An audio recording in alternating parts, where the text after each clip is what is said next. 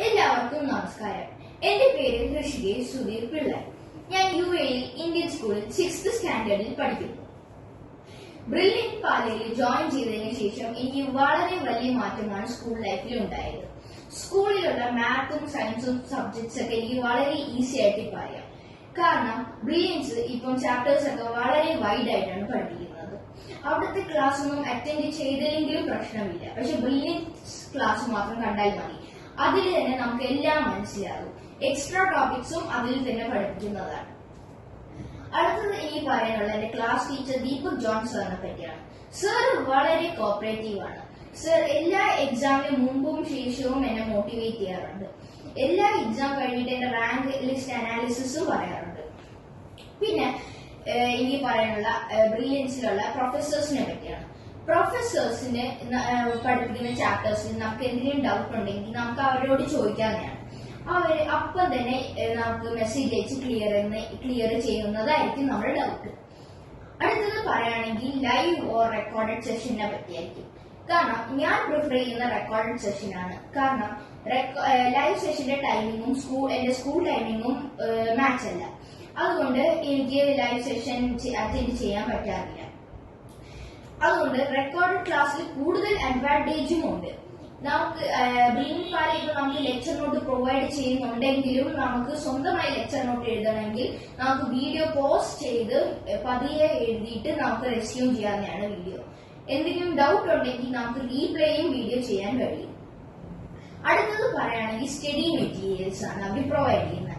Study materials NCERT text ബുക്കിനെ കാട്ടിയും കുറെ questions ഉണ്ട് which are outside the book. അത് നമ്മൾ പഠിച്ചാൽ തന്നെ നമുക്ക് കൂടുതൽ എക്സ്ട്രാ നോളേജ് കിട്ടും. എക്സ്ട്രാ ക്വസ്റ്റ്യൻസും അതിലുണ്ട്. പിന്നെ ഇനി പറയാനുള്ള എക്സാംസിനെ പറ്റിയാണ്. അവര് തരുന്ന എക്സാംസ് അതിനകത്ത് കൂടുതൽ ചാലഞ്ചിങ് ക്വസ്റ്റ്യൻസ് ആണുള്ളത്. ചാലഞ്ചിങ് ക്വസ്റ്റ്യൻസ് അറ്റൻഡ് ചെയ്ത് കഴിയുമ്പോൾ നമുക്ക് കൂടുതൽ ചാലഞ്ചിങ് ക്വസ്റ്റ്യൻസ് അപ്പിയർ ചെയ്യാനുള്ള ഒരു ടെൻഡൻസി വരും. ഈ ചാലഞ്ചിങ് ക്വസ്റ്റ്യൻസ് ഒക്കെ നമ്മൾ അറ്റൻഡ് ചെയ്ത് കഴിയുമ്പോൾ നമുക്ക് കൂടുതൽ നോളേജ് കിട്ടുന്നതായിരിക്കും. എനിക്ക് പറയാനുള്ള ഡൗട്ട് ക്ലിയറൻസ് സെഷനെ പറ്റിയാണ്. ഡൗട്ട് ക്ലിയറൻസ് സെഷൻ എല്ലാ ചാപ്റ്ററും കഴിഞ്ഞിട്ട് നടത്തുന്നതാണ്.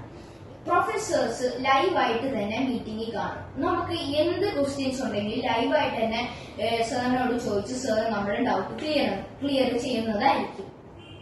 പിന്നെ അടുത്ത് എനിക്ക് പറയാനുള്ള ടൈം മാനേജ്മെന്റിനെ പറ്റിയാണ്.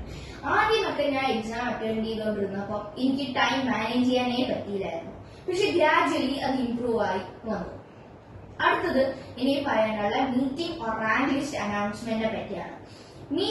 ഒരു എക്സാം കഴിഞ്ഞിട്ട് ബ്രില്യന്റ് പാല മീറ്റിംഗ് നടത്താറുണ്ട്.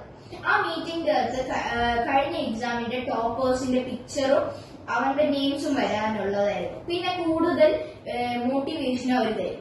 ആ മീറ്റിംഗ് കഴിയുമ്പോൾ നമ്മൾ മോട്ടിവേറ്റ് ആവും. അടുത്ത വരുന്ന എക്സാമിന് നമുക്കും അതേപോലെ ടോപ്പർ ആവും എന്ന് നമുക്കും ഒരു മോട്ടിവേഷൻ വരും.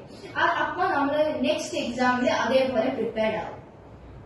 എന്റെ ഡ്രീം എന്ന് പറഞ്ഞാൽ IIT ഒരു സീറ്റ് കിട്ടണമെന്നാണ്.